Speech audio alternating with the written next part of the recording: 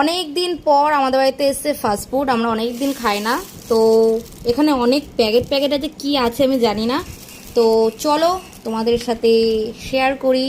এখানে হচ্ছে সস, বড় প্যাকেটে সস দিয়েছে, এটার মধ্যে কি আছে জানি না, এগুলোর মধ্যেও কি আছে আমি জানি না। চলো তো আমার প্যাকেট খোলা হয়ে গেছে, চলো তোমাদের সাথে দেখিয়ে দিই কী কী এনেছে। এটা হচ্ছে ফিশ ফ্রাই, আর এখানে আছে মোগলাই,